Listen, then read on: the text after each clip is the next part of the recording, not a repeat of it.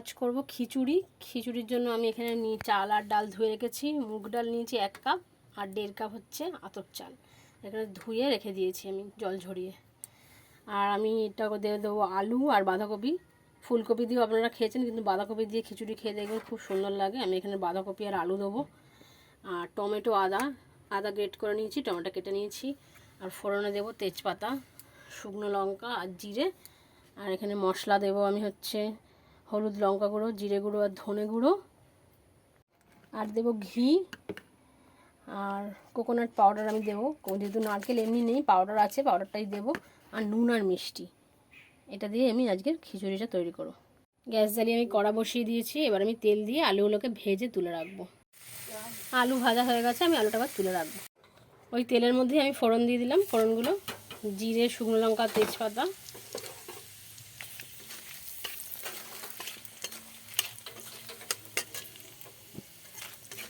ফোড়ন থেকে গন্ধটা ছাড়লে আমি বাঁধাকপিটা দিয়ে দেবো। ফোড়নটা হয়ে গেছে, আমি বাঁধাকপিটা দিয়ে দিলাম।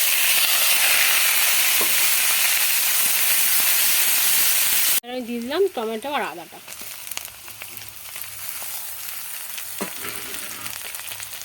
একটু ভাজবো।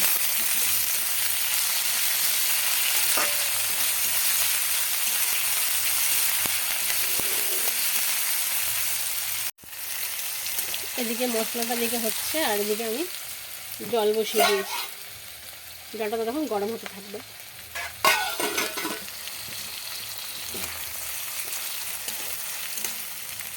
এক এক করে সব মশলাগুলো আমি ওর মধ্যে দেবো। প্রথমে দিলাম হলুদ,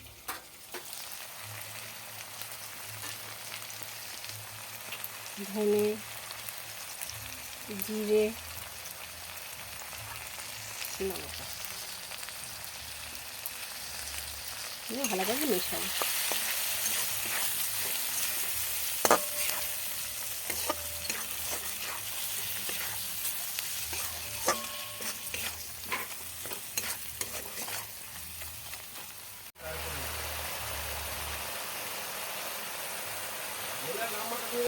এবার এই চাল আর ডালটা দিয়ে একটু কষিয়ে নিয়ে আমি ওই জলের মধ্যে দিয়ে দেবো।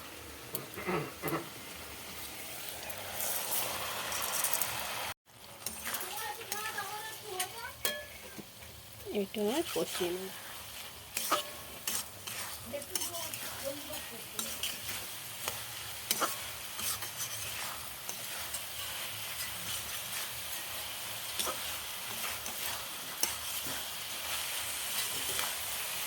আলুটা আমি পরে দিচ্ছি, কেননা চন্দ্রমুখী আলু তাড়াতাড়ি গলে যাবে। ভালো করে ভাজা আছে, পরে আমি আলুটা জলের মধ্যে দেবো।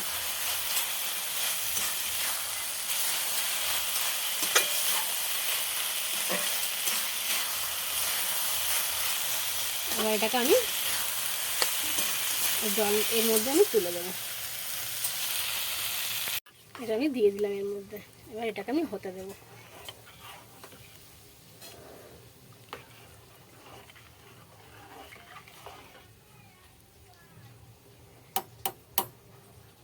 আমি এর মধ্যে আলুগুলোকে দিয়ে দেবো।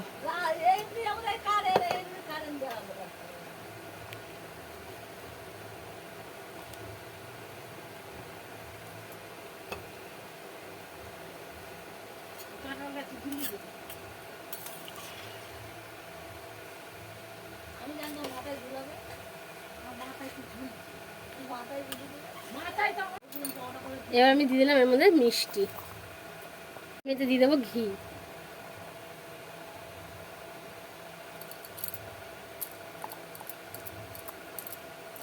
ঘি আমি কমই দিই, যারা খাবে পরে দিয়ে নিয়ে খাবে।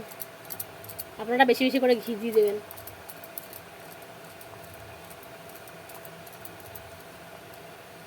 দিয়ে দিলাম ঘি। এবার আমি দিয়ে দিলাম নারকেল পাউডার। 2 চামচ মতো আমি নারকেল পাউডার দিয়েছি। 3টে এলাচ আমি ফাটিয়ে নিয়েছি, এই 3টে এলাচ আমি দিয়ে দেবো।